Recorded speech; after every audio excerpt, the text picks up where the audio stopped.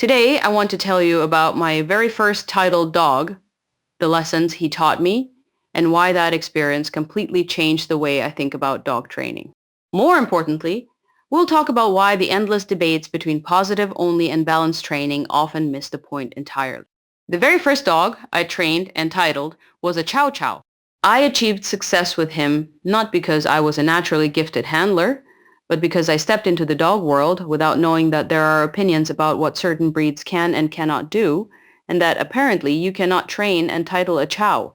The main difficulty was a complete lack of motivation. He would sometimes be interested in cheese, but only if it was easy to get toys.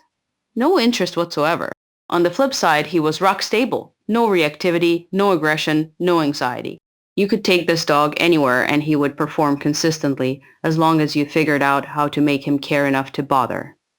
I achieved what I was looking for and immediately drew the wrong conclusion from it.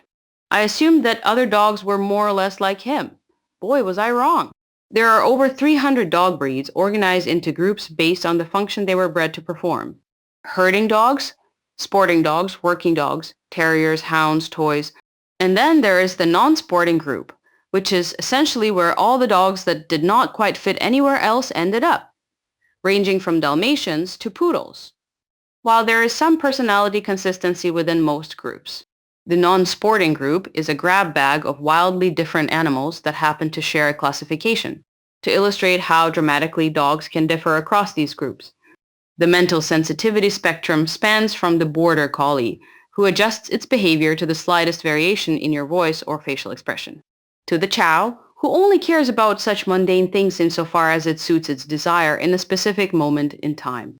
These are not the same dog wearing different coats, and yet I find it genuinely telling when people who have primarily worked with sensitive border collies and sweet, drivey, generally compliant labs proclaim that corrections and punishment have no place in dog training. I find it equally telling when people who work exclusively with tough dogs insist that every single dog benefits from hard handling and training tools. Train at least one dog from each category. Train a few from the non-sporting group while you're at it. Then come back and tell us how exactly you're planning to train a 2-year-old human-aggressive rottweiler owned by a 70-year-old lady, using only a harness and positive reinforcement. While you're at it, throw in a chow-chow who couldn't care less about your treats, your affection, or your toys. And then tell us how well that highly anxious borzoi or hypersensitive border collie took to a prong collar and a hard correction. So what is balanced training, actually?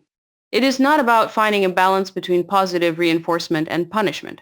It is about finding balance in yourself, in your emotions, your assumptions, and your willingness to adjust the moment you see that something is not working.